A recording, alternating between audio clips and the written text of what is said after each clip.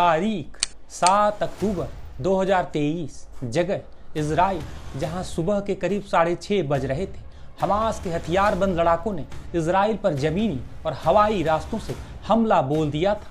Hamas का यह हमला उस वक्त हुआ था जब इजराइल में एक त्यौहार मनाया जा रहा था और लोग जश्न में डूबे हुए थे। इजरायली सेना और वहां की सुरक्षा एजेंसियां जब तक कुछ समझ पाती तब तक करीब 1200 लोगों की हमास के लड़ाकों ने हत्या कर दी थी और करीब 250 लोगों को बंधक बनाकर हमास के लड़ाके उन्हें लेकर चले गए थे। हालांकि इस हमले के बाद इजराइल की तरफ से शुरू हुआ बदले का सिलसिला अभी तक जारी है। हमास का गढ़ माने जाने वाला गाजा अब पूरी तरह खंडहर में तब्दील हो चुका है। गाजा में जिधर भी नजरें जाती हैं वहां मलबे में तब्दील इमारतें या बेघर लोग दिखाई देते हैं। दरअसल हम आपको आज ये इसलिए बता रहे हैं कि हमास एक बार फिर पूरी दुनिया में सुर्खियों में छाया हुआ है और इसकी वजह है इजराइल और हमास के बीच जारी जंग अब खत्म होने की संभावना जताई जा रही है। बता दें कि अमेरिकी राष्ट्रपति डोनाल्ड ट्रंप की मध्यस्थता वाली 20 सूत्रीय शांति योजना के पहले चरण को लागू करने की तैयारियां पूरी की जा चुकी हैं।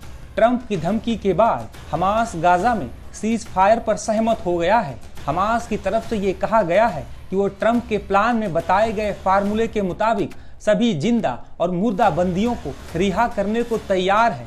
इसके साथ ही हमास गाजा का प्रशासन छोड़ने को भी तैयार हो गया है। हमास की सहमति के बाद अमेरिकी राष्ट्रपति ने इजराइल से कहा है कि वो फौरन गाजा में हमला करना बंद करे। वहीं इजराइल ने भी कहा है कि वह ट्रंप के गाजा प्लान पर काम करने के लिए तैयार है। ट्रंप का भी इस मुद्दे पर बड़ा बयान सामने आया है। राष्ट्रपति ट्रंप ने कहा है कि हमास ने जो बयान दिया है उससे लगता है कि वे अस्थायी शांति के लिए तैयार है। इजराइल फौरन गाजा पर बमबारी बंद करे ताकि बंधकों को सुरक्षित वहां से निकाला जा सके। अभी यह करना काफी खतरनाक है। दरअसल 7 अक्टूबर के हमले के बाद इजराइल ने हमास के कई लीडरों को खत्म कर दिया है। हालांकि अभी तक पूरी तरह से हमास को खत्म करने में इजराइल को कामयाबी नहीं मिली है। इसी वजह से इजराइल गाजा में रुक रुक कर बमबारी करता रहता है।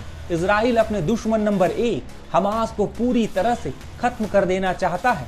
आइए जानते हैं इजराइल के सबसे बड़े दुश्मन हमास की पूरी कहानी।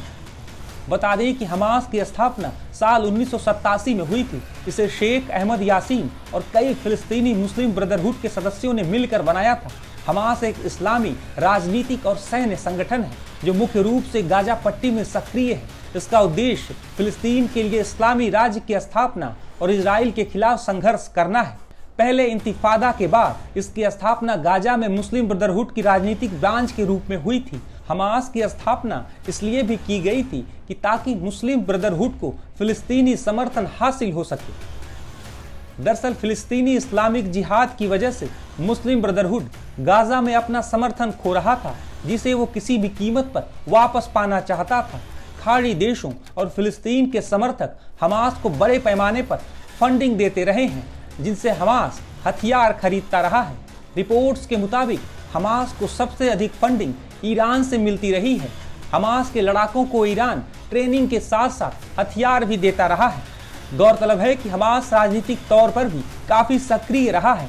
हमास ने जनवरी 2006 में हुए फिलिस्तीनी संसदीय चुनाव में सत्ताधारी पार्टी फतह को हराकर भारी जीत दर्ज की थी। हालांकि साल 2007 में हमास और फतह के बीच सत्ता को लेकर तनाव काफी ज्यादा बढ़ गया था, जिसके बाद ये तनाव हिंसक संघर्ष में तब्दील हो गया था।